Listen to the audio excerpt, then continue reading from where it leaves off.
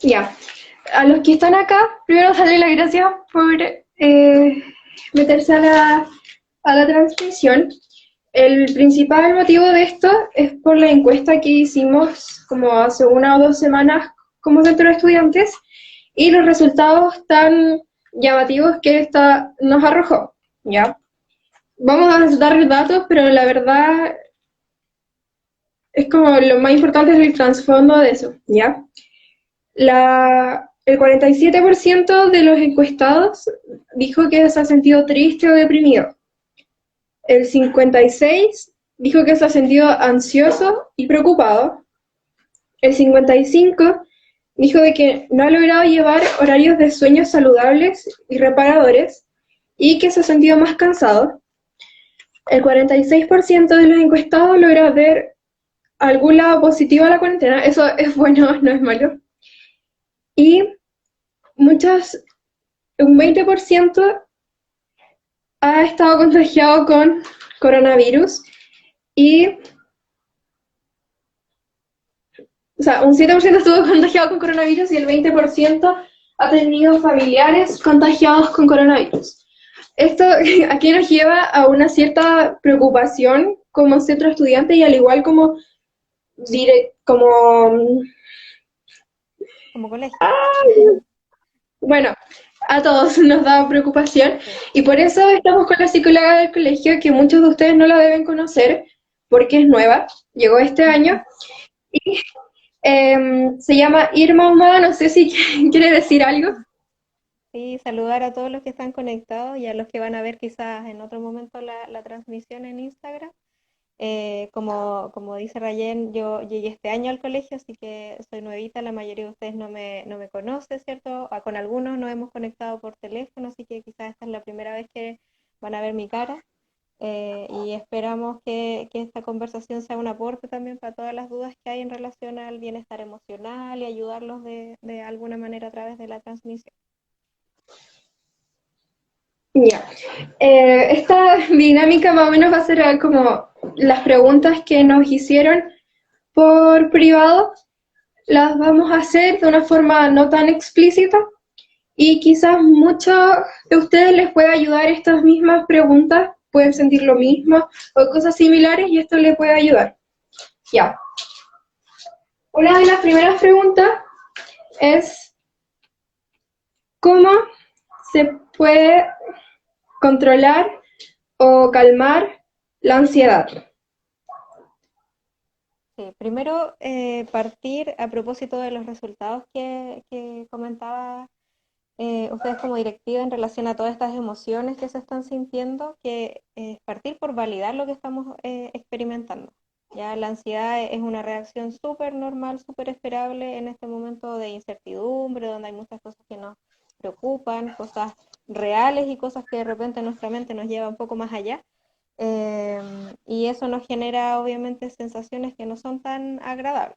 ¿Ya? Entonces partir por ahí, porque es algo totalmente normal, esperable que nos sintamos ansiosos, nos sintamos angustiados, que estamos algunos más, no sé, pues, que estén más deprimidos o con rasgos en esa línea, y que es entendible, ¿cierto? Estamos viviendo en una situación como compleja. En relación a la ansiedad tiene que ver un poco con esta como inquietud interna que podemos estar experimentando por algo que nos preocupa, que nos puede pasar o que les puede pasar a nuestras familias, ¿cierto? Es una preocupación que estamos como constantemente experimentando que nos tiene como inquietos. Así podemos definir más o menos así a grandes rasgos lo que es la ansiedad. Y para abordar la ansiedad hay varias estrategias que se pueden utilizar, algunas que tienen que ver con acciones que podemos realizar y otras cosas que tienen que ver con cómo entrenamos de alguna manera nuestros pensamientos para ayudarnos a bajar un poco las revoluciones y estar mejor. En cuanto a las acciones, y ahí quizás no solo en relación a la ansiedad, sino como a las distintas emociones que se pueden estar experimentando, está todo lo que tiene que ver con el autocuidado. ¿Ya? En la encuesta que ustedes hicieron aparecía el tema de las horas de sueño, que les está costando en el fondo cumplir horarios que quizás antes con la rutina del colegio eran más estables. y eso los tiene más cansados, entonces algo importante es poder tratar de mantener un horario de sueño reparador, ¿cierto? Entendiendo que de repente podemos flexibilizar en el horario que se van a acostar, sobre todo adolescentes que están ahí más conectados en las redes sociales, conversando con los amigos, pero es importante tener un descanso para que eso ayude a nuestra mente a estar mejor, ¿cierto? En mejores condiciones. La alimentación, la higiene, todas esas cosas aportan en el fondo a que nos vayamos sintiendo mejor. Pero para la ansiedad específicamente, estrategias más de cognición, como de regular nuestros pensamientos. Y ahí hay varias cosas, podemos implementar estrategias que van en la línea del mindfulness, no sé si han escuchado hablar de esa palabra, que en español significa atención plena. Lo pueden buscar en YouTube, hay un montón de información sobre esa estrategia que tiene que ver como con cómo podemos regular nuestras emociones a través de la respiración y meditaciones guiadas, cosas simples, nada demasiado elaborado ni complejo, cosas que podemos hacer en lo cotidiano y nos ayudan a bajar la ansiedad. Eh, y otras estrategias más específicas que tienen que ver con la gratitud, con el diálogo interno que estamos teniendo y cómo nos damos cuenta de eso que estamos pensando que nos hace mal y cómo cambiarlo, eh, y estrategias en la misma línea. Ay, hablando como de estas más cosas, una de las preguntas era como, ¿qué hacer cuando uno tiene insomnio? Que Uy, igual eso mismo puede incluso producir ansiedad como exacto. Es no, como un círculo vicioso, ¿cierto? Como que si estoy claro, ansioso, probablemente me va a costar quedarme dormido. Si me cuesta quedarme dormido, voy a estar ansioso porque quiero dormir y no puedo quedarme dormido y así eternamente, ¿cierto? Entonces, em, una cosa tiene que ver con como la higiene de sueño, como cuando yo me voy a acostar, en el fondo tener las mejores condiciones posibles para que el sueño llegue y pueda lograr quedarme dormido como en una buena sensación. Y eso tiene que ver con tratar de desconectarse un poco de las luces, como luces que están en la casa y luces que da el celular a través de, obviamente, la pantalla, porque el cerebro en el fondo toma la señal de dormir cuando hay una hormona que se activa porque hay oscuridad, ¿ya? Entonces, a la medida que estamos exponiéndonos a pantalla, vamos a estar más activos. Entonces, eso por un lado. Y por otro, tratar de que la conciliación del sueño sea como en un contexto como positivo. De repente nos vamos a dormir con muchas preocupaciones y eso obviamente nos tiene como despiertos pensando todas las cosas que a lo mejor van a salir mal de eso que estamos pensando y por eso no nos podemos quedar dormidos. Entonces tratar como de respirar, de hacer ejercicio de respiración. Yo voy a ser muy insistente con esto del ejercicio de respiración porque es algo muy fácil de hacer, al alcance de todos, todos podemos respirar, ¿cierto? Que tiene evidencia científica de que funciona.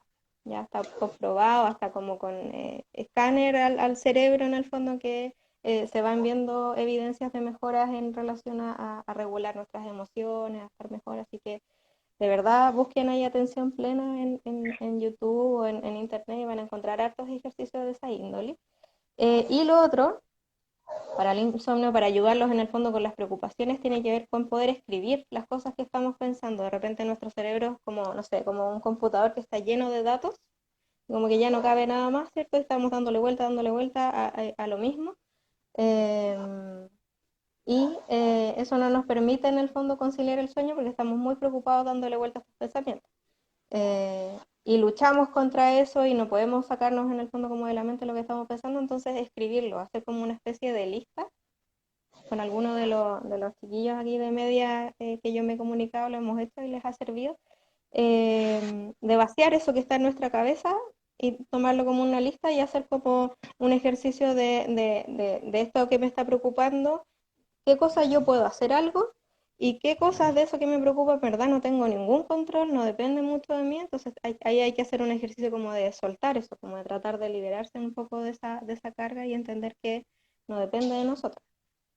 Pero de lo que sí podemos controlar es como tratar de ordenar nuestras ideas a través de esta lista y después retomarlo el día siguiente con más calma, pero es como un poco vaciar todas estas cosas que nos están ocupando antes de dormir y que no nos dejan conciliar el sueño. Una de las, Eso podría. o sea, escribieron en los comentarios Ujú. que igual ahora es muy difícil, como, ay, se puso un filtro, ponerse a las pantallas justo antes de dormir. Sí, Pucha, soy un perrito. sí. Como, no sé a qué quiso llegar la Estefa con esa, Sí. con Es esa que, claro, pregunta. no, yo creo que tiene que ver en el fondo con que, claro, no todos están sufriendo de insomnio, ¿cierto? Son algunos Ujú, quizás los que tienen problemas para dormir. Entonces, como les decía, hay varias cosas que uno puede ir haciendo, cada persona también es distinta, entonces no todas las cosas que yo pueda decirles van a servir exactamente a todos, ¿cierto? Depende ahí de las características más personales. Pero esto de las pantallas tiene que ver con una cosa como biológica, en el fondo. Mientras nuestros ojos en el fondo estén percibiendo que hay luz, le va a costar más a nuestro cerebro tener la señal de que es hora de dormir o de descansar. Entonces, para ayudar es en el fondo poder un rato antes de irse a acostar, no tienen que estar, no sé, 4 horas sin el celular, es cosa de, no sé, una media hora, como prepararse, hacer como un ritual donde ya dejo de ver el teléfono y me preparo para dormir, me pongo mi pijama, quizás leer un libro, como algo que no dé luz en el fondo y disponerse, o hacer estos ejercicios de respiración que les decía y disponerse para dormir. A eso me refiero. Yo sé que es ujú. difícil porque además están súper conectados ustedes por redes sociales y todo el mundo del celular en el fondo, ¿cierto? Pero para quienes están teniendo más problemas, quizás sería bueno probarlo. Otra de las, como, no es una pregunta en sí, pero igual es importante. Ujú. Dice que hay muchas veces que las personas se sienten como muy insuficientes y no lo pueden controlar, pero todos piensan o todos creen que es para llamar la atención sin como considerar el, como lo que hay detrás de eso. Igual creo que es importante como normalizar esto y o cómo lo podríamos normalizar o meter, por decir así, en la cabeza de, no sé, los papás, los amigos y de una idea que no se vea tan como, no sé, como mucha gente tiene muchos prejuicios hacia ciertos temas o hacia sentimientos hacia uno mismo y no lo ven bien, porque obviamente no está bien, pero no lo toman importante. ¿Cómo uno podría ayudar a entender a esas personas lo importante que es que uno se sienta bien Mm. consigo mismo O y sea, que es algo que uno no controla? claro.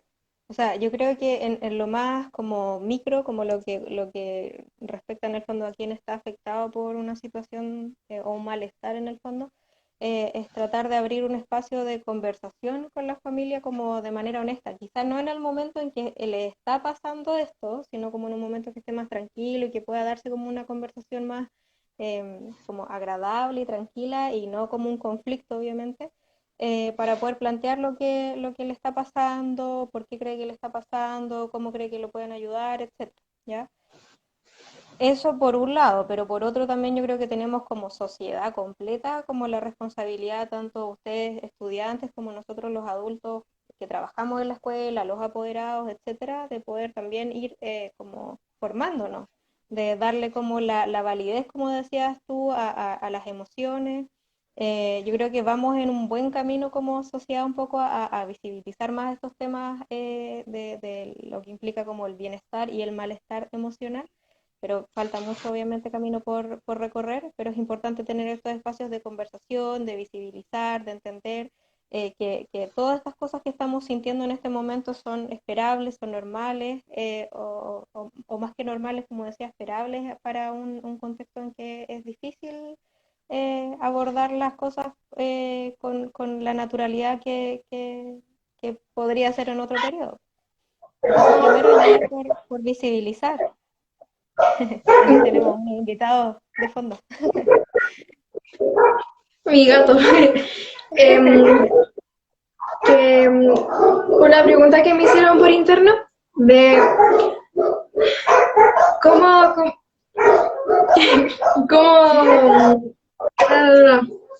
controlar las crisis de pánico o ansiedad, como, o si son normales en todo caso, como si es algo normal o en verdad uno, si tiene, tiene crisis de pánico, debería recurrir a atención psicológica más profesional y no tan como abierto, y o cómo uno puede ayudar a, a otras personas que están sufriendo crisis de pánico. Ya.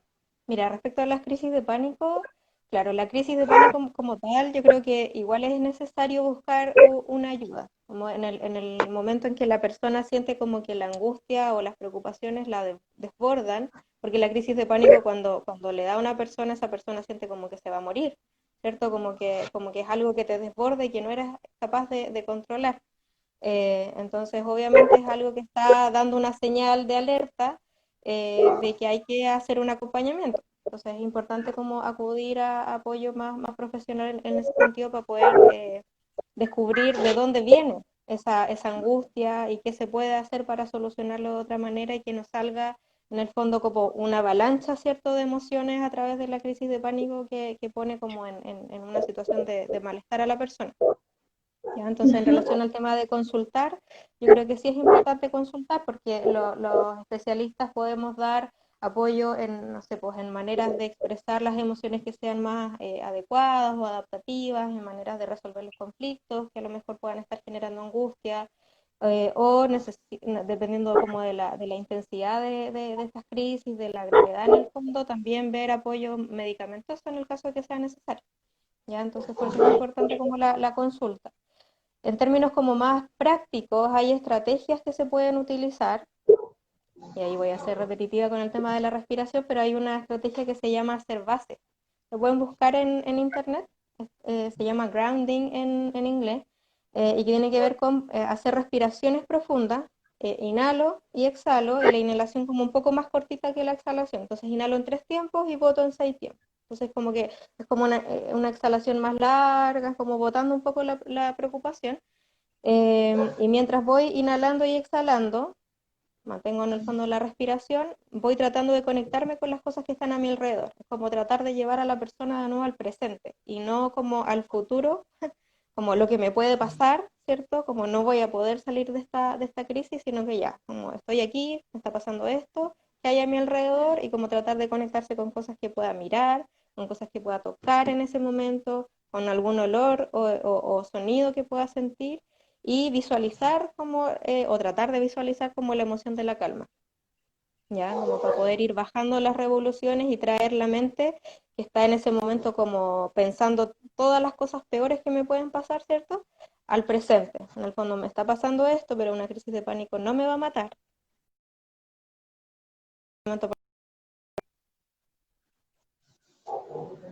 O no sé qué, voy a invitar de nuevo a la profe, se salió por accidente.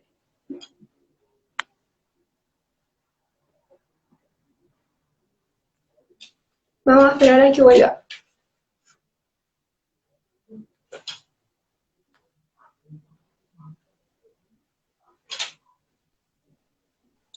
Ahí volví. Sí, volví. Ya no sé qué pasó, pero me caí en el internet.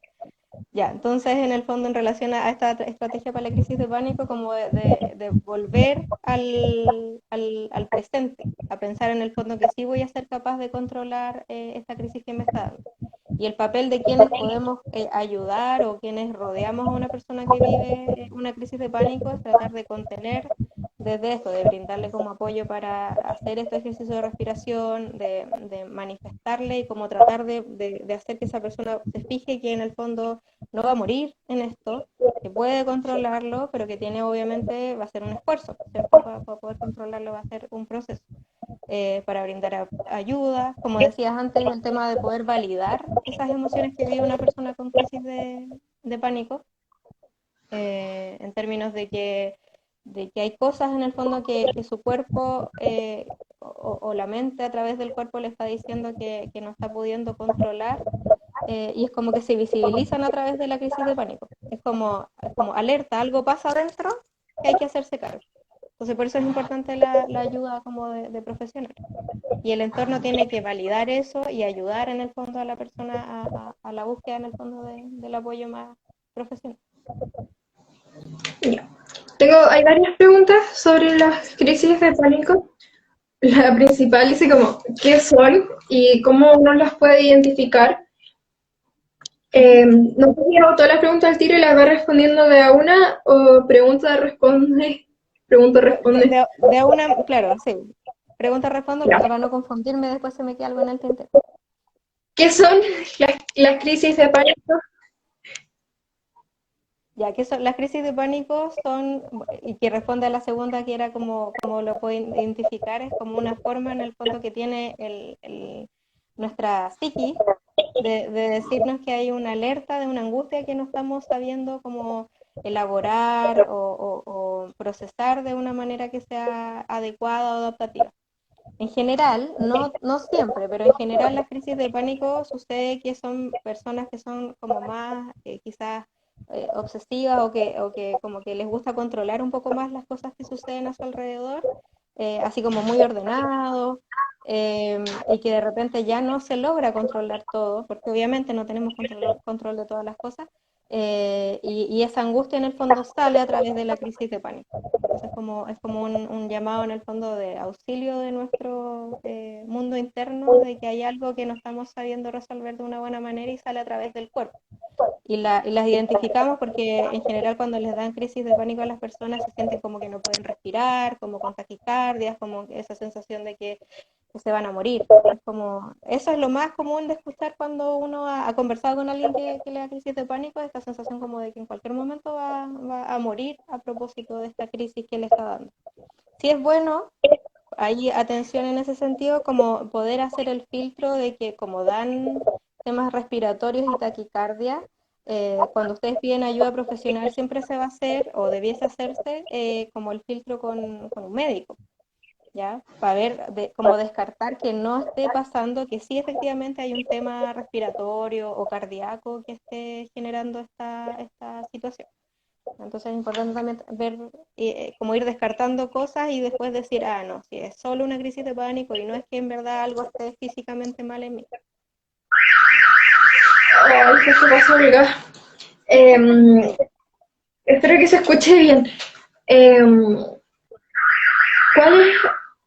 Ya, no sé cuál de las dos va a ser primero. ¿Son diferentes las crisis de pánico a una crisis de ansiedad? ¿O son Es casi lo como mismo? lo mismo, es como la forma en que la gente les llama, pero que refiere al mismo tema, como en el fondo es como la angustia o la ansiedad emerge como en un descontrol, como en un momento en que la persona no logra controlar eso que está sintiendo. Y la otra es que si las crisis de pánico o ansiedad tienen que manifestarse de una forma, todas como se manifiestan de la misma forma, o hay diferentes manifestaciones de estas crisis O de sea, pánico. en general pasa esto como más corporal, pues como de sentir esto de no poder respirar, o las taquicardias, la sudoración. Es como el cuerpo que está avisando en el fondo que hay algo que está funcionando mal adentro. Pero sí, claro que hay diferencias en términos de que todos somos distintos, entonces no todos necesariamente van a tener exactamente los mismos síntomas, pero sí es como esa sensación como de pérdida del control, un poco lo que pone ahí en conocimiento cuando alguien está teniendo una crisis de pánico. Otra pregunta es, por ejemplo, cuando alguien cree tener ansiedad, depresión, o cómo él puede saber cuándo acudir a, a un profesional o saber como, entre comillas, que es difícil porque no se recomienda autodiagnosticarse, pero sí tener quizás una idea sobre si tiene alguna enfermedad mental. yo creo que son dos cosas. Por un lado es el tema como la como sensación subjetiva de malestar, como el sentir que estoy mal. O sea, si me siento que estoy mal y que esto es como algo permanente en el tiempo, que no logro como liberarme de esta sensación de tristeza, de ansiedad, de depresión, como el nombre que le quiera poner dependiendo de lo que estén sintiendo, es una alerta para pedir ayuda. Y ahí apoyarse en las redes como de adultos disponibles. Siempre es bueno, aunque no necesariamente siempre se da la facilidad de poder hacerlo, hablar con la familia, como para poder ver si hay cosas que quizás estén generando estas emociones que se puedan arreglar, que tengan que ver con algo del ámbito más privado, familiar, fácil de resolver. Pero si no es así, es importante pedir ayuda. Entonces, su primera red normalmente, ¿cierto?, es el colegio, porque es donde más conviven con otros adultos fuera de la familia, con los profesores, yo como psicóloga desde este año, ¿cierto?, en el colegio, para poder ya empezar a evaluar un poco más profundamente si es necesario un tratamiento, por ejemplo, psicológico, una derivación a psiquiatra, dependiendo como ya de la sintomatología más específica. Pero como que la alerta en el fondo es esta sensación de que me siento mal, que es algo quizás distinto como a mi forma normal de ser o de sentirme, y que es algo que se mantiene en el tiempo también. Ya. Una de las otras preguntas dice, ¿es normal sentirse cansado o agotado en el encierro pese a no hacer casi nada? Sí, es normal, porque, claro, efectivamente estamos encerrados, probablemente la mayoría estamos más sedentarios, ¿cierto? Como que cuesta de repente motivarse para hacer ejercicio y como moverse dentro de la casa, pero eso no significa que nuestro cerebro esté igual de quieto que el cuerpo. Entonces sí nos están pasando muchas cosas dentro que no se descargan a través del cuerpo. Normalmente cuando estamos en una vida como cotidiana, normal, tenemos la posibilidad de caminar, de ir a algún lado, de distraernos, de hacer cosas con nuestro cuerpo más, que a lo mejor no son ejercicios como de alta intensidad, pero nos estamos moviendo. En cambio ahora que estamos en la cuarentena encerrados en la casa, todo eso que está pasando aquí, esa energía nos está descargando a través del cuerpo, entonces igual nos agota, igual nos sentimos agobiados porque cansa también lo que pasa acá adentro. Así Ujú. que sí, es normal. Y por eso es Una de- importante, espérame Ryan, que por eso es importante como ir incorporando como momentos en que podamos movernos dentro de la casa.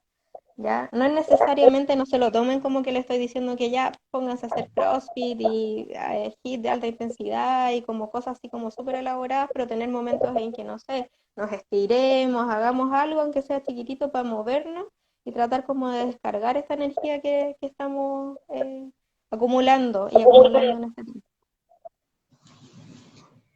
em, es como unas cosas, es más personal, ¿sí? Esto, que siento que justo ahora con la cuarentena se está normalizando sentir agobio o cansancio, incluso sin hacer nada. Y por ejemplo, ya llegamos a ese extremo de que en el colegio ni siquiera te ponen notas o cosas así. Sin embargo, desde mi punto de vista, creo que es algo que debería ser como en general normalizar esto, porque cuando estábamos en clases normales no nos decían, ah, es normal que te sientas cansado, aunque tengas 20.000 trabajos, no, como casi que nos decían, ah, no puedes estar cansado. Mm. Sin embargo, ahora nos están como diciendo casi que siéntete cansado. Entonces no sé eh, cómo explicar lo que siento, pero es como que todas las cosas que se están normalizando ahora estando en cuarentena también deberían ser normalizadas estando en un día a día común y corriente, porque finalmente lo que dicen son diferentes realidades y por eso mismo debería estar normalizada estas sensaciones, estos sentimientos, estas eh, enfermedades, lo que sea. No sé si está de acuerdo conmigo o en desacuerdo, pero... Sí, o sea, yo creo que claro, estamos ahora como en este periodo de cuarentena, de pandemia, de todo lo que está pasando con el coronavirus, y eso pone como un estrés extra a la carga que podemos tener como cotidiana, ¿cierto? Como que toda la vida como que se nos ha vuelto patas para arriba, de alguna manera, ¿cierto? Porque, no sé, pues han perdido los trabajos algunos papás o han tenido que reducirles el sueldo, algunos están teletrabajando, ustedes están como estudiando a distancia, entre haciendo guías, ¿cierto? Algunos conectándose de repente con los profesores para resolver dudas. Entonces, es en el fondo como que se reorganizó toda la rutina que estábamos como ya habituados a estar viviendo y eso es un estrés extra. Por eso en el fondo como que se entiende que como que se agudizan, como que es como si se hacen más intensas o se hacen más frecuentes las dificultades emocionales porque estamos frente a un estrés muy grande que no es como habitual, ¿cierto? Por eso hay más flexibilidad y todo. Eh, pero en relación a un tiempo normal, yo creo que también es importante lo que dices en términos de visibilizar cuando estamos agobiados y de poder decirlo. Estamos como, y yo creo que a lo mejor en términos como de lo que estamos viviendo como pandemia, es quizás un aprendizaje bien bonito que podemos sacar como sociedad, el tema de que no vivimos para producir todo el día, ¿cierto? También estamos en el fondo para disfrutar la vida y eso se tiene que compatibilizar en la medida que no nos haga sufrir, nos haga sentir mal. Entonces, yo creo que es importante sí que validemos y que sea normal poder decir cuando yo me siento agobiado, cuando estoy angustiado y poder, no sé, pues como flexibilizar en ciertas cosas, sí teniendo, obviamente, en relación, no sé, pues, a la carga del colegio y todo eso, como la responsabilidad de que voy a cumplir con algunas cosas o voy a hablar con el profe para que me pueda flexibilizar en esto porque me está pasando X situación que me tiene muy afectado. Como que tampoco podemos decir así como ya, ahora como que todo es válido y no vamos a trabajar porque estoy muy estresado y en verdad a lo mejor no es tan así la situación. Como que en el fondo es importante validar, pero no perder la responsabilidad como con uno mismo y con los demás en el proceso. Em, Quedan dos preguntas que ya están hechas, pero si alguien quiere hacer otra pregunta más, puede hacerla perfectamente. ¿Qué pasa si dentro de la sensación de estar mal, la persona no siente la motivación o la necesidad de pedir ayuda? Eso es bien complejo porque es usual igual que pase, como que en el fondo hay una desesperanza aprendida por experiencias anteriores, en el fondo como que la persona dice así como, ¿para qué lo voy a decir si nadie me va a ayudar? ¿Cierto?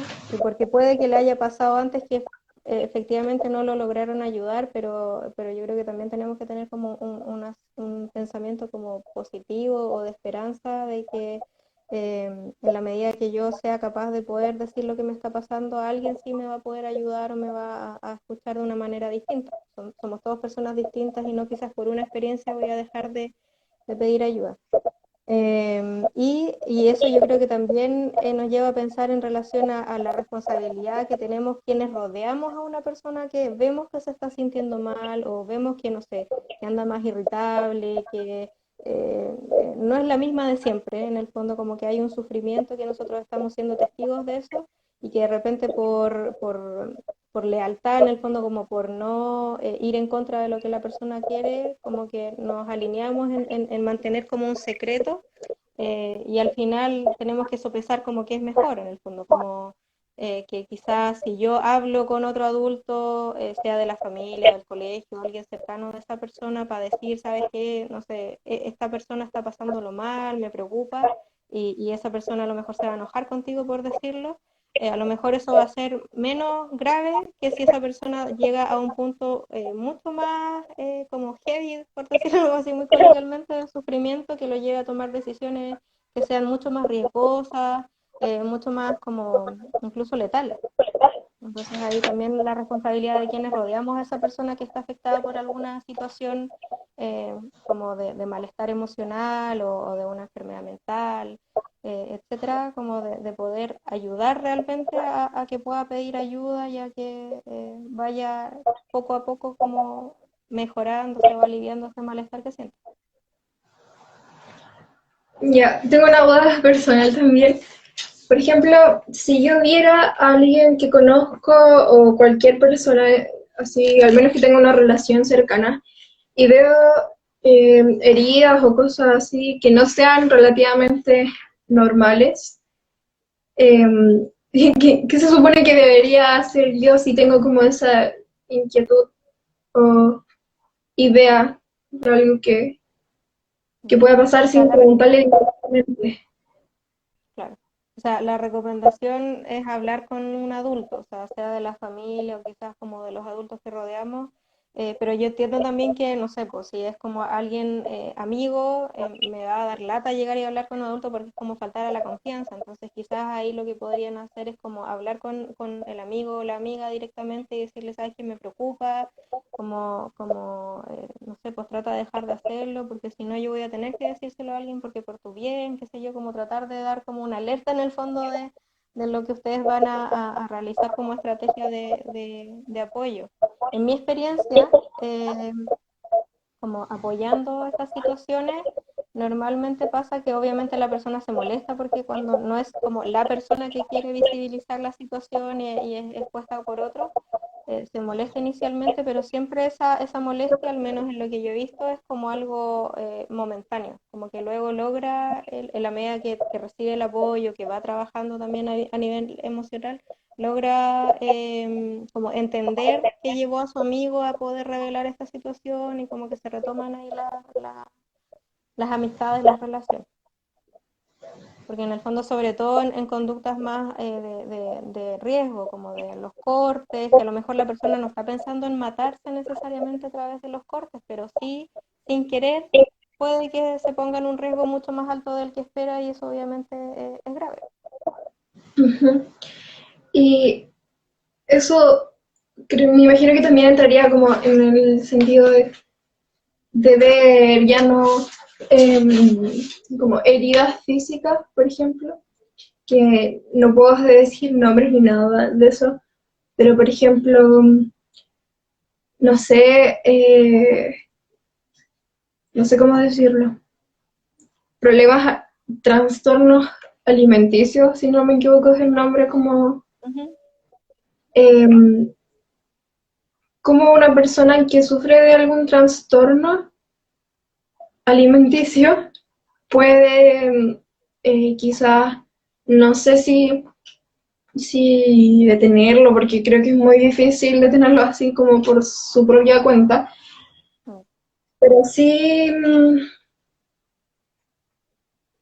ay, no sé cómo, no sé cómo Yo preguntarlo. creo, mira, voy a ir dando algunas ideas y a lo mejor respondo sin querer, queriendo la pregunta que te está costando elaborar. Entender que los trastornos alimenticios es como, es algo que hay que, cuando se detectan en el fondo y se diagnostica a alguien con un trastorno alimenticio, es algo que va a vivir toda la vida en el fondo con eso. Como que obviamente va a ser un proceso en que la persona como que vaya notando qué es lo que lo lleva a tener esa conducta alimenticia como inadecuada o de riesgo para poder generar cambios, pero esos cambios van a tener que ser un esfuerzo constante. O sea, la persona que tiene, por ejemplo, no sé, bulimia, anorexia, no es como que va a ir un año al psicólogo o a otros especialistas que puedan abordarlo y se va a pasar. Es algo como de largo aliento, como las adicciones, por ejemplo. Como que hay gente Ujú. que como que se recupera, ¿cierto? Pero en el fondo siempre tiene que estar con un seguimiento, siempre es como un esfuerzo constante de la persona por mantenerse como bien, como libre en el fondo de alguna manera, como de la gravedad de la situación. No sé Es si una gracias pregunta que respondía. sí, es eso más o menos. Que nos llegó por directo una pregunta que se refería a la sexualidad. Lo que no me quedó claro si era sexualidad como relaciones sexuales o en ese sentido, o de género, ¿Ya? porque toda la persona que me escribió, su nombre decía LGBT, entonces no sé si se refería como a sexualidad en el sentido amoroso o así, pero que no se sentía cómodo o cómoda, porque no especificaba Ujú. su género. Em,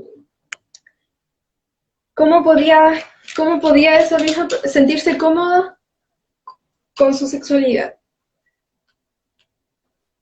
No sé, es que perdí la pregunta. Mm. Sí, porque ahí sería importante como saber a qué se refiere con sexualidad, como con su identidad de género o la orientación sexual. Eh, Voy a pedirle que me haga la pregunta de nuevo y después, em, pero voy a hacer otra pregunta que había y después retomamos esa. ya. Em, ya. Una de las personas de Anónimo que escribió Ujú. contó que se autolastimaba, no sé cómo decirlo, ¿Ya? y que, déjeme leer, de que justo el año pasado tuvo como atención psicológica en el colegio y no fue nada buena. Dice. Ya. Que es que no sé qué leer. ¿Usted leyó esa Se me la parte? compartieron ustedes. Y no sé qué Era como en leer. el fondo como autolesiones que era difícil de controlar y que habían variado de cortes a como golpes en el fondo que se propinaban en las piernas, si mal no recuerdo. Y como que sabía en el fondo que era algo que estaba mal, pero que no podía dejar de hacerlo y como que no quería recibir ayuda porque había tenido esta mala experiencia antes, ¿cierto? Ujú. ¿Cuál Eh, sería un en este quizás que caso, podríamos darle? bueno, primero yo entiendo porque es difícil cuando uno como que se quiere abrir a otra persona para que te ayude y esa persona no te brinda el apoyo que uno espera, es difícil como querer hacerlo otra vez. Pero igual hacer la invitación a esa persona que de manera anónima lo hizo ahora, pero que les puede contactar más directamente a mí en este caso, para poder intentarlo de nuevo. Ya, porque el tema de las autolesiones es una cosa súper grave. Ya, no todas las personas que se autolesionan, sean con cortes, con golpes u otras formas, porque hay otras formas también, necesariamente quieren matarse, pero puede ser una consecuencia no deseada, pero muy riesgosa de estas conductas que los lleven a una situación de mucho más riesgo. Por lo tanto, es necesario como que pueda tener un apoyo. Y fuera de eso también tiene que ver con poder aprender, porque en el fondo si yo decido o tomo como estrategia el cortarme o pegarme porque no sé cómo expresar eso que estoy sintiendo de una manera que sea más adaptativa, más adecuada, ¿cierto? Entonces es como que la angustia o esas emociones me superan y es como, como que es más fácil para esa persona quizás como controlar que si me corto, yo sé cuándo y dónde y en qué medida me duele, a diferencia del dolor interno, que eso es algo que no es tan fácil de controlar, ¿cierto? Como de medir, de regular. Entonces, Ujú. entendiendo las autolesiones como desde esa perspectiva, es que es importante el proceso de acompañamiento para aprender a regular esas emociones de una manera que sea más adaptativa y poder aprender estrategias que me permitan resolver conflictos, resolver en el fondo esa angustia que me está generando alguna situación de una mejor manera para poder expresarlo a través de conductas que sean más adaptativas y no de golpes que en el fondo me pueden implicar un riesgo letal, ¿cierto? Como de vida, pero que también me llevan, es como una cadena, porque si yo me corto, como el alivio va a ser momentáneo, pero luego voy a volver a sentir esa angustia que me está generando el querer cortarme y es como un círculo vicioso de nuevo y probablemente voy a sentir remordimiento, culpa y no quiero que me vean y sé que está mal esto, entonces como que es como sumarse más. em, como emociones desagradables en vez de resolver finalmente el problema. Es como una estrategia mala adaptativa en ese sentido, porque es algo, un alivio momentáneo que no me ayuda a saber qué me está pasando como en lo más profundo y a ir solucionando poco a poco eso que me agobia. Em, Acá me preguntan cómo ayudar o ser un apoyo para las personas que sufren este tipo de situaciones. O sea, si soy, por ejemplo, amigo de esa persona, es importante poder como acompañar, o sea, en la experiencia que ustedes tienen de amistad, uno que trata siempre como de aconsejar al amigo que está pasando como por esa situación, pues de que no lo siga haciendo, de que busque otras alternativas, uno trata de buscar alternativas con esa persona, ¿cierto? Y que yo encuentro que eso es súper bueno, en la medida en el fondo que podemos ir siendo un apoyo en la contención de esa persona, eh, pero fundamentalmente es como tratar de ayudar a esa persona a pedir la ayuda profesional que requiere para poder abordar ese malestar. Lo que decía antes, es algo que esa persona no está sabiendo cómo tramitar de una manera adecuada y que en el fondo como que la angustia le pasa así como por sobre lo que es capaz de controlar y termina cortándose. Entonces hay que buscar estrategias que sean más adecuadas y eso es un proceso que requiere de un acompañamiento. Entonces está bien aconsejar, está bien como contener y apoyar al amigo o a la amiga, pero es importante como tratar de empujarlo motivacionalmente en el fondo a buscar esa ayuda o a hablar con otros adultos que le permitan ir buscando estrategias que sean mejores. Ujú. Eh, al tiro. Estoy hablando con la Estefa por privado. Me dice, ¿qué pasa si los pensamientos suicidas sí existen? Como, no entiendo a qué se refiere con qué pasa. Cuando hay pensamientos suicidas, o sea, eso es por ejemplo, en el tema de las autolesiones, yo creo que viene la pregunta. Cuando sí hay pensamientos suicidas, eso es algo grave y que hay que intervenir inmediatamente.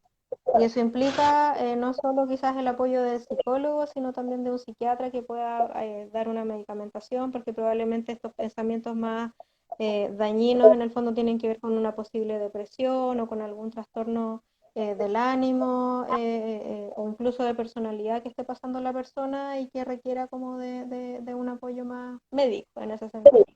¿Ya?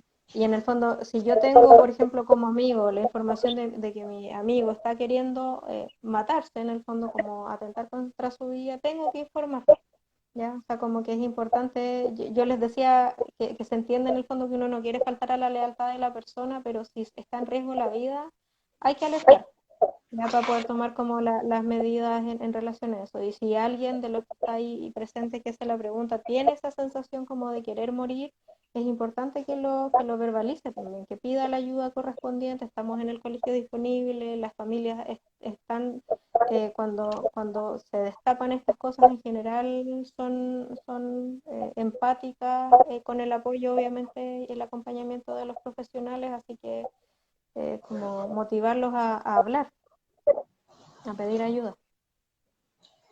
¿Y cómo se podría diferenciar, en cierto modo, cuando se dice esto, aunque no se debería hacer, pero se hace sobre todo con la gente de nuestra generación, más o menos?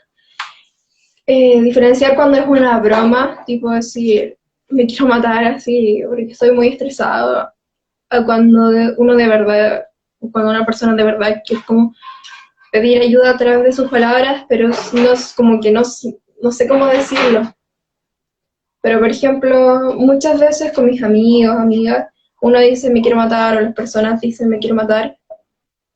Y aunque sean Después en una de hacerlo. medio seria, podría ser que detrás de esa broma haya de verdad esté como implícito eso. O sea, uno debería preocuparse aunque fuera una broma o independiente.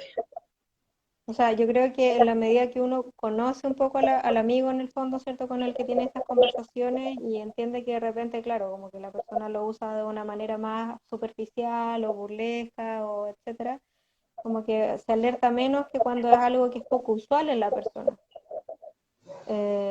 Pero aún así, si tengo un amigo que insiste como en hacer broma o usar esta como frase en el fondo como ante cualquier cosa, así como estoy estresado, me quiero matar, porque uno lo escucha así como, y entre adultos también, no solo como ustedes más adolescentes, poner atención y tratar de conversar con esa persona para saber si las ideas son reales o no. En relación al tema de las ideas suicidas y del suicidio como tal, se tiene como mucho miedo en general como sociedad, nos pasa a todos, de hablar del tema. Es como si yo hablo del tema, es como que estoy motivando a la persona a hacerlo. Y nada que ver, nada que ver. De hecho, es lo contrario. Es decir, en la medida que yo abra la conversación sobre esto que está pasando o sintiendo la otra persona, le doy la chance de poder pedir ayuda también, de poder aclarar si es una ideación como real o no, si está poniendo un plan en marcha y en verdad justo le preguntamos y nos dijo y estamos a tiempo de como salvar a esa persona. Entonces, hablar. O sea, como tratar de tener esos espacios ya fuera de broma y decir, sabes que igual no sé, me dejaste preocupada con esto que dijiste, ¿de verdad estás pensando en esto? ¿O te has sentido así como muy triste, muy angustiado que te lleva a pensar o es una broma? Y ahí la persona en general lo dice, pues si son amigos de confianza, sobre todo también lo van a poder conversar. Pero abrir Ujú. el tema, no tener susto de abrir el tema. Ya, sobre la pregunta que le había hecho antes sobre la sexualidad, ya me dijeron como la pregunta en sí, de Ujú. que se sentía, esta persona se sentía insegura o insegura con su orientación sexual y Ya. que no sabía tampoco cómo enfrentar de cierto modo esto junto con la sociedad. Mm.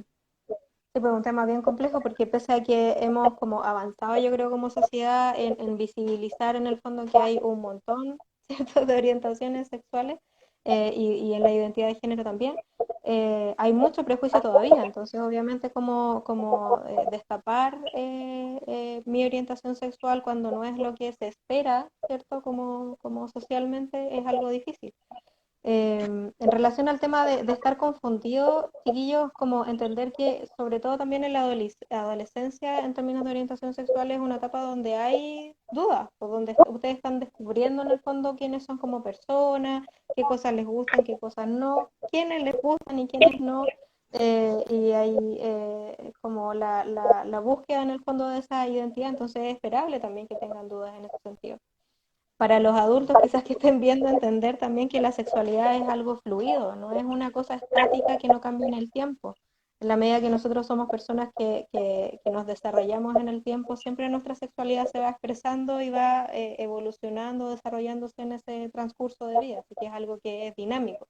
¿Ya? Entonces, como no tener miedo los adultos de las confusiones o de si una persona en el fondo no tiene como la orientación sexual que se espera para su género, no asustarnos los adultos y permitirle a la persona que lo pueda conversar, pues. O sea, yo creo que a lo mismo que hablamos antes en relación al tema del suicidio, en la medida que podamos abrir espacios de conversación y que se vayan naturalizando y validando todas estas cosas, es que permitimos a las personas que tengan menos miedo de poder hablarlo y poder resolver las dudas que tengan, ¿ya? Y no es necesario ahora ya tomar la decisión, a lo mejor en la medida de las experiencias va a ir descubriendo eh, si es homosexual, si es heterosexual, si es bisexual, si es intersexual, etcétera. Como que eso es algo que se va descubriendo y yo creo que lo más importante, y a propósito de que hace unos días nomás estábamos hablando del día así como donde se visibiliza a toda la comunidad LGTBI, ¿qué? Que es importante que esto se tome como algo normal, pues, como que somos personas independientes de si me gusta un hombre o una mujer, ambos, etcétera, no soy menos válido como persona. Ujú. Como yo quería decir algo igual sobre este punto, no sé si la persona en que he escribido esto todavía estará viendo, ojalá que sí, si no lo vamos a subir como a Instagram de todas formas. Eh, y a las personas adultas que quizás no están viendo, también decir que eh, finalmente con amor y todas esas cosas, si se aceptan. Todas las cosas que quizá en algún momento les parecieran demasiado extraño y demasiado como extraordinario, se puede lograr aceptar No sé, al menos eso me pasó a mí en mi caso, como que después de harto tiempo. Y finalmente de normalización, las cosas que yo tenía tanto miedo, las terminaron aceptando igual. Mm. Y porque me van finalmente. Y las terminaron aceptando de todas formas. Y igual entiendo quizás algunos miedos o preocupaciones, porque tengo, no sé, por ejemplo, abuelos que todavía no saben porque son extremadamente religiosos, y tengo miedo quizás de perder la relación con ellos por ese mismo motivo. Eh, pero igual hay algo que quiero decir en ese sentido, de que no todos tienen por qué saberlo. O sea, Mm. además que es algo de uno y no es necesario que todos lo sepan. Quizás si uno quiere tener más libertad, pero finalmente uno es uno y a las personas que no les interesa y que no se van a preocupar por ti, que no te van a aceptar, finalmente no vale la pena que lo sepan. Sí. Y eso, Sí. desde mi Oye, no, propia y súper bueno que lo hayas planteado porque es cierto, po, o sea, como que lo ponemos como un tema de conversación que tenga como que salir del closet, así como muy coloquialmente lo estoy diciendo como una persona que es, no sé, homosexual, por ejemplo, eh, como un deber, como de contarlo, cuando los heterosexuales no se nos exige eso, pues, como que nadie dice así como, hola familia, soy heterosexual.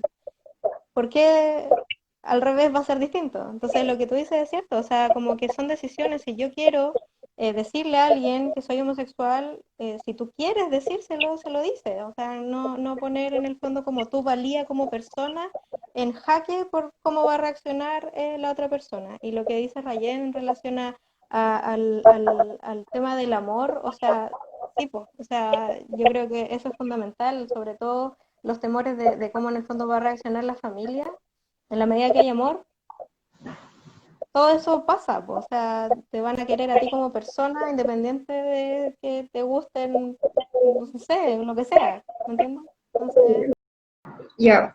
Eh, no, no me acuerdo exactamente en qué estábamos, pero estábamos muy solamente embarrados hablando de la orientación, la identidad sexual y todo eso. quedan solamente dos preguntas. Una es, ¿cómo me aseguro de mi orientación sexual si es que, sin tener como experiencia? Y ¿cómo me aseguro de mi identidad de género? En relación a la orientación sexual, yo creo que, o sea, lo que nos pasa a cualquier persona que es que te gusta alguien nomás. Eh, no por no haber tenido una experiencia sexual como de coito, de relación sexual en ese sentido, como que voy a forzarme a tener relaciones sexuales para descubrir si soy o no soy homosexual. O sea, como cada uno ahí a su propio tiempo, ya no forzarse a hacer cosas que a lo mejor no están preparados o no quieren hacer. Pero en la medida que siento que me gusta alguien y que ese alguien a lo mejor es de mi mismo sexo, me da una idea de hacia dónde puede ir mi orientación sexual. A lo mejor me gustan personas de los dos sexos y está bien también, eso también es una forma de expresión, ¿cierto?, de la orientación sexual. Y en relación a la identidad de género, eso se va como desarrollando desde mucho antes, incluso que la orientación sexual. Como que la orientación sexual es algo como que se define un poco más en la adolescencia, a diferencia de la identidad de género que ya desde niños más chiquititos podemos ir viendo si se corresponde en el fondo su expresión de género con lo que se espera del género más bien de la parte biológica en el fondo. Entonces, Ujú. es sentirse o no sentirse identificado como con el estereotipo de género de lo que se espera, así como de ser hombre o ser mujer en nuestra sociedad. En la medida que si yo nací con mis órganos femeninos y me siento identificada con el estereotipo de género femenino, está, ¿cierto?, como acorde la identidad con el sexo. y soy cisgénero, ¿cierto?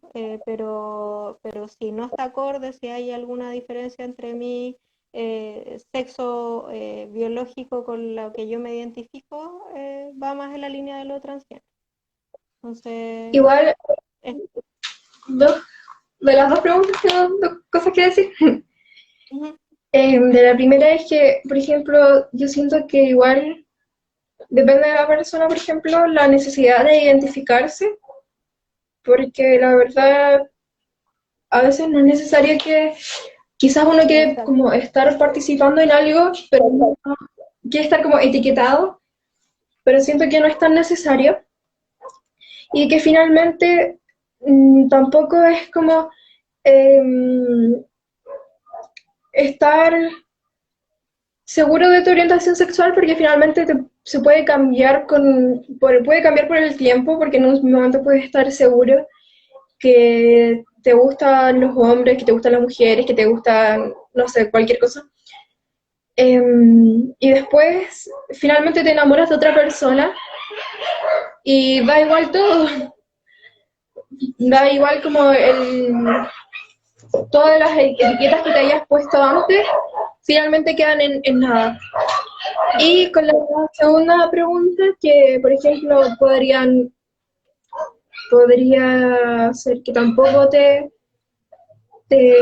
identifiques con un solo género, o que pues que no te identifiques con ningún género, Con ninguno. o incluso que nunca estés seguro de tu género, porque finalmente puede que tu género sea, no me acuerdo cuál es el género Como no fluido. binario.